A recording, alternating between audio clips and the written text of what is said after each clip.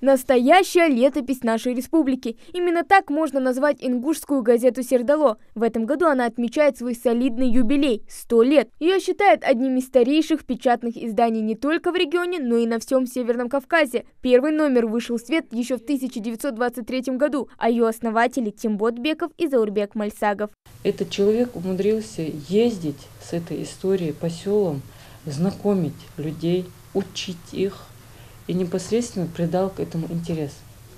И если посмотреть, что в такие трудные времена, если люди умудрялись и работать, и делать, и идти, не покладая руки, работать, да, то сейчас нам должно быть стыдно сказать, что у нас не получается что-то. Ориентироваться на будущее, не забывая прошлое. Таков девиз газетчиков. Юкуп Султыгов проработал в «Сердало» 24 года. Пришел в газету летом 1999-го. Вместе с изданием пережил настоящую технологическую революцию. Это сейчас видеосвязь, интернет и компьютерная верстка. Тогда работать приходилось совсем в других условиях. «Сердало» — это фактически была база, на которой формировалась письменность, росли писатели, журналисты, какие-то общественные деятели, язык развивался, архив, музей, хроника, литературная база, потому что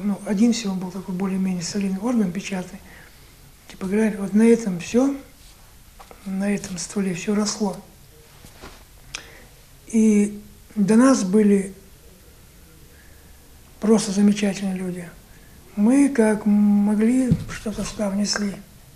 Рано или после нас обязательно будут. Сейчас мы встречаем 100 лет. Я надеюсь, что потом и 150, и 200 будет.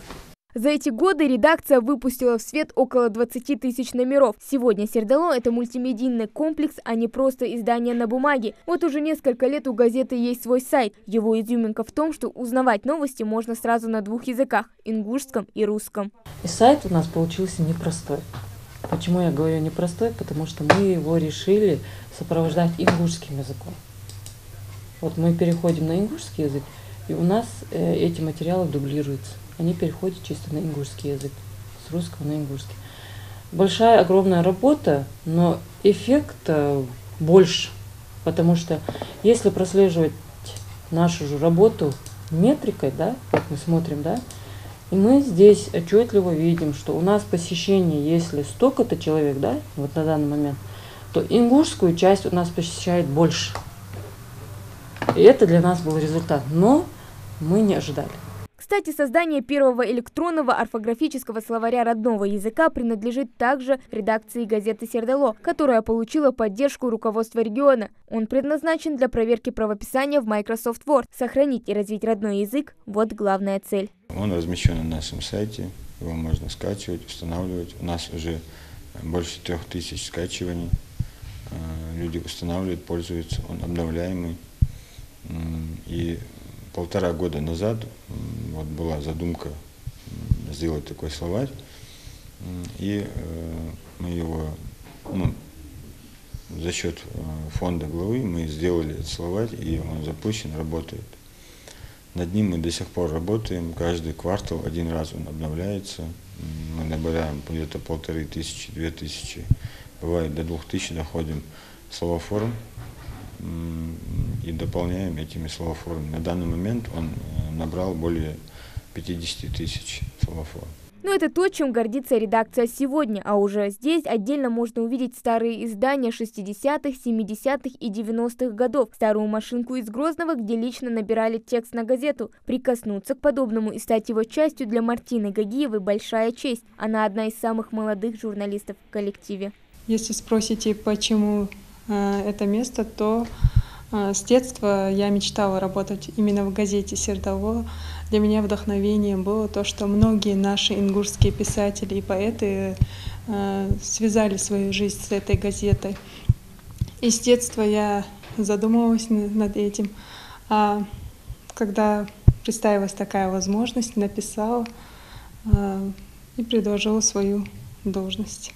С тех пор журналист пишет на самую разнообразную тематику – политика, спорт, культура, образование, здравоохранение. В арсенале десятки рубрик, а задача редакции – охватить все, и она остается неизменной с момента основания. Кстати, уже совсем скоро читатели ожидают еще один сюрприз – видеоколонка. Запись у нас как бы будет максимум на 2-3 спикера, вот, и скорее всего там 10-15 минут.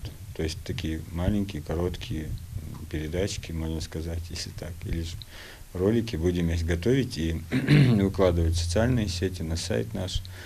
Будем подхватывать разного рода темы. То есть у нас по корреспондентам распределена работа, и они как бы тащат определенные темы. То есть имеется в виду там Минобр и образование, допустим, Газдиев Ахмед здесь работает, там, в каждом своем направлении и по населенным пунктам.